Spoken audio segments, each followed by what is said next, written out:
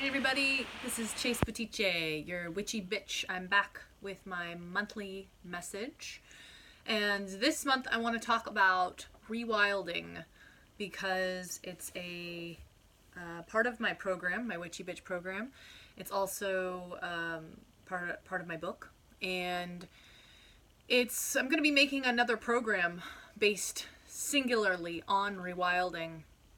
And I want to talk about what rewilding means to me because I actually wrote my master's thesis on this, and there's a lot of different ideas about what this term means, and I want to talk about what it means from a witch's perspective. So, in the sustainable world, or the kind of natural, earthy world, rewilding has a lot to do with like learning like nature skills and learning like getting back to the land, kind of undomesticating yourself, learning how to live off like with nothing, right? That's one form of rewilding. What I'm talking about here today, the kind of rewilding I'm talking about, is the rewilding of the soul and of the consciousness, which is the most fundamental and powerful kind of rewilding, really, that you can do. And I want to talk about, so I'm going to tell you a story. I'm going to tell you my story, and I'm going to tell you what I've basically realized about wildness. Because wildness and being wild is something that my entire life I've identified as, and I have chased because, because it is something that I am always seeking. Like that movie Into the Wild, based on the John Krakauer book. That movie, when it came out, I watched it over and over and over, and there was something in me that like really, really identified with that character and the extremes to which that character.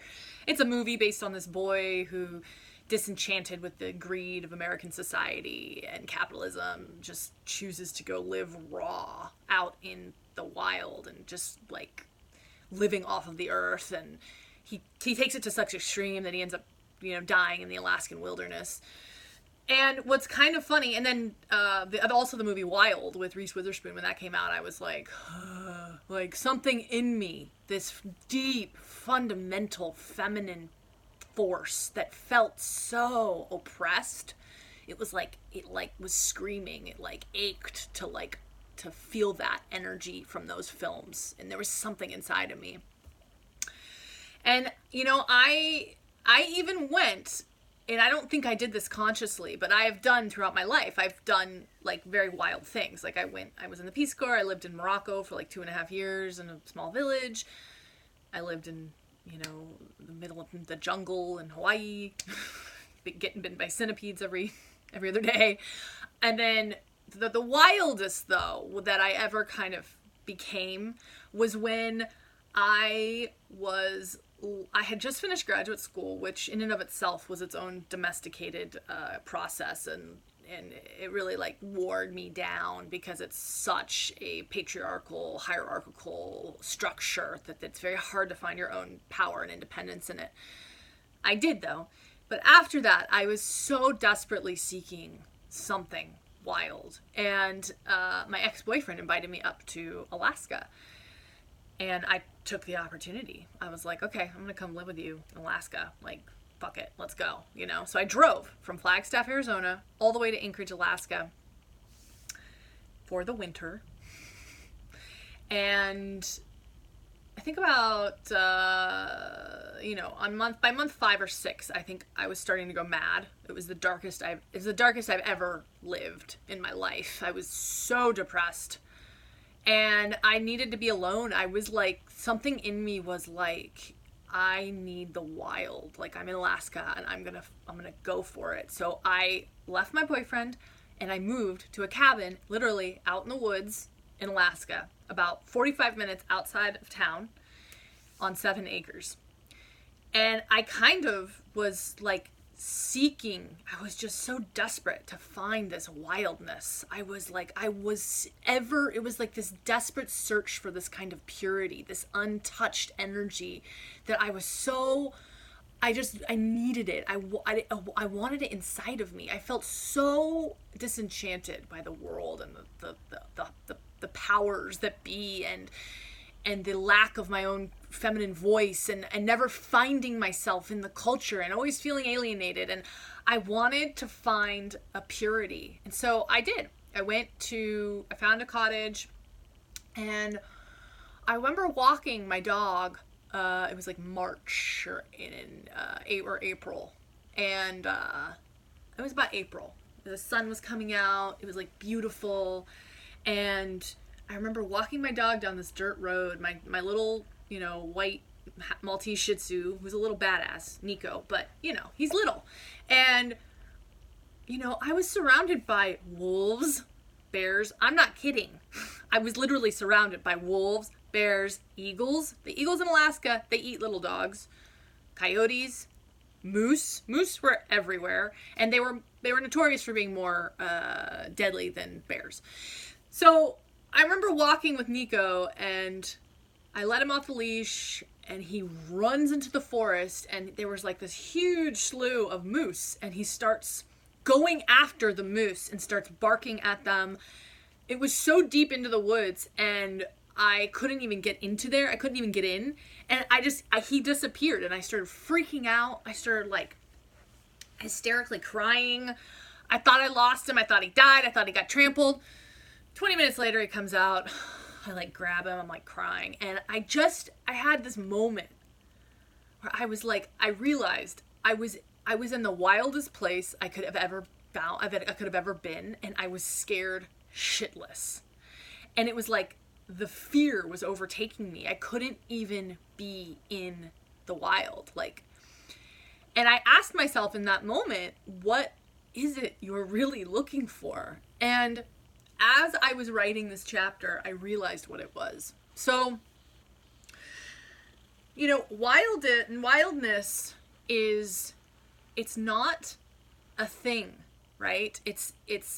But I thought it was. I was seeking this externally, a thing. It's an energy. Wildness is an energy, right? And what I actually fundamentally believe is that as we begin to go down the path of awakening our own internal witch, the witch within, which is a person guided by the highest divine intelligence that is in tune with this energy, that is in tune with the divine feminine, that is aligned with their intuition, that allows this force to work through them and is in sync with it so that they begin to feel silently pulled. They are not totally guided by their rational mind, right? Which is the control, which is the left brain. They are open to this whole other realm of intuition, of feeling, of having this idea of where they of this inkling that doesn't make sense, right? This is the divine feminine. It's the mystery, and it's based in feeling.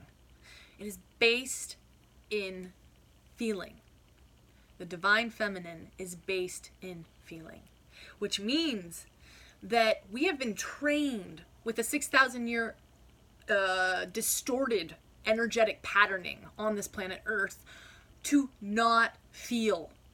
We have been trained to identify with our minds. We have become disembodied, right? We have been trained that there is one God. That God is outside of ourselves, and it is a male God. We have been trained that science is the highest of truths, right? That anything that can be understood, that cannot understood, has an answer. Everything has an answer, right? What we're doing is we're missing out on that mysterious internal spirit behind the matter, right? And so as we begin to open up, this is what the witch, this is the archetype of the witch, is this divine feminine that has been so relegated to the shadows, dismissed and torn and thrown underground. And as we begin to do this work that I'm continuously doing, we are taking the witch out of the closet, and we're starting to pay attention into these parts of ourselves, the parts that are guided by feeling. So, I was writing and I was really getting into this because this wildness is something that is so close to me. It is something that I am guided by, because I get so bored with the status quo of this whole idea of everything is so rational. It's mechanistic. It's so boring. It's lacking magic. It's lacking enchantment. And what is this earth but this incredibly enchanted, like, living, breathing energy, right? So as I opened myself up to this archetype of the witch, I asked myself, what is a witch but someone that is guided by the wild rhythm of the divine, right? Recalibrating ourselves and opening ourselves up to the witch is actually opening ourselves up to the highest level of wildness. And the wildness is our intuition.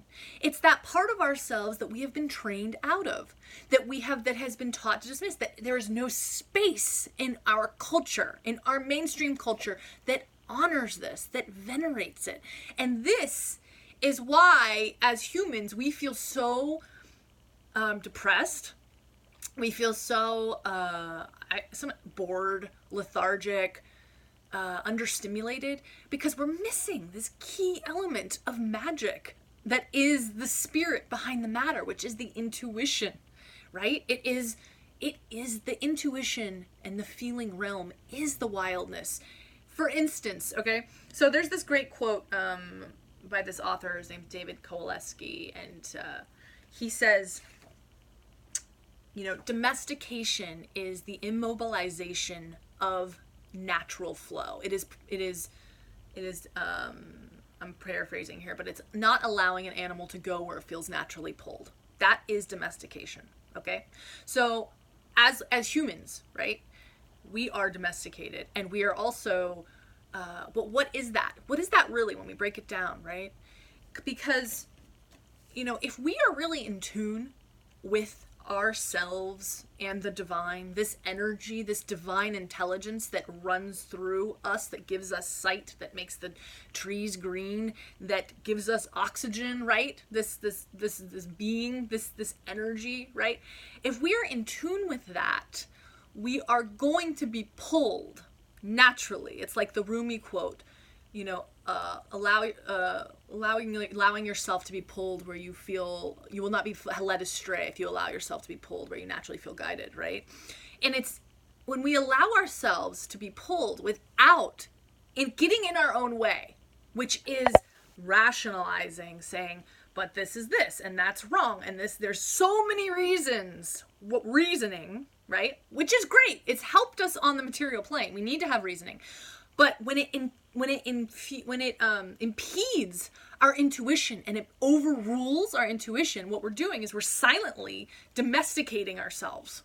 We're domesticating, we are colonizing, we are oppressing the part of ourselves that is natural, that is in tune with the flow. So animals, right? If an animal is left, they are guided by something higher than themselves. They don't operate on a rational, totally rational basis. They're connected to something different that leads them to certain things, that gives them a feeling to go in one direction, that where they'll find food, where they'll find their pack, right? Humans have the same power. We have an instinct. And it is connected, and it's higher realms, it's intuition.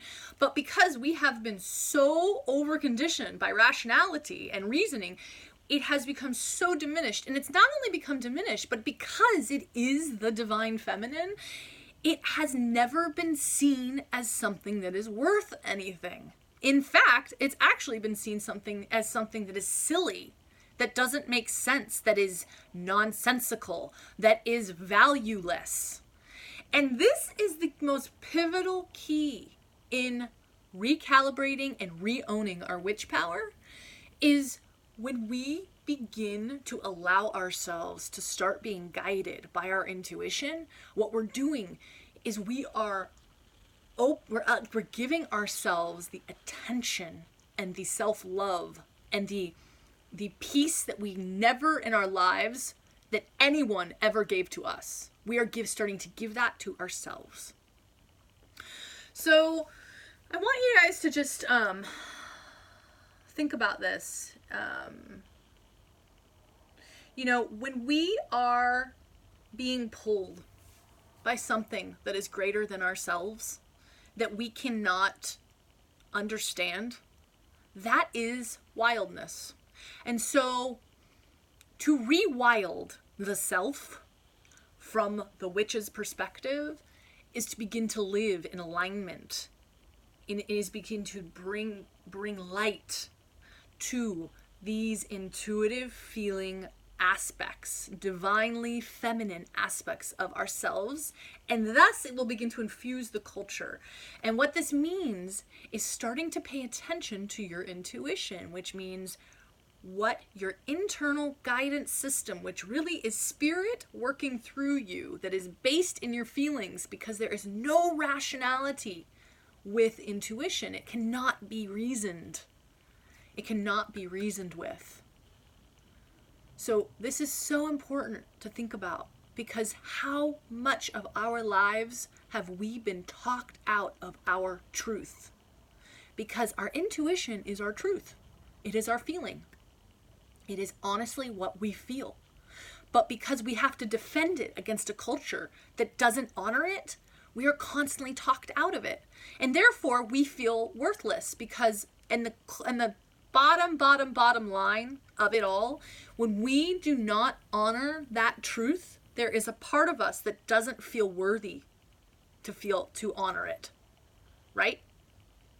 And so we go along with the mass culture, with the mass consciousness, but we're just ever so slightly chipping away at our own authentic truth, which is why so many human beings are walking the streets in the world and they actually don't know who they are, because they are so out of tune with the wildness of their own soul, with the wildness of spirit. So to rewild the self is to begin to align with this force, and there is no greater wild, rebellious act that one can do than to begin to align with this force. I'm actually going to be making a course on this, and I feel really passionate about this. This is like a very, very, very important piece to the archetype of reawakening the witch, the archetype of the witch, and bringing the witch out of the closet in every single one of us, male and female. The wildness, rewilding. I want you to think about this. It's just, it's so yummy. It makes my heart just, I love the wildness, and it's the internal self. It's not in Alaska. It's not in Morocco. It's not in China. All the places that I went looking for whatever the hell I was looking for. It's within. All right. That's my message for the day. I love you all. Thanks for listening. And good luck this summer and with all of this information, and I'll see you soon. Okay, bye.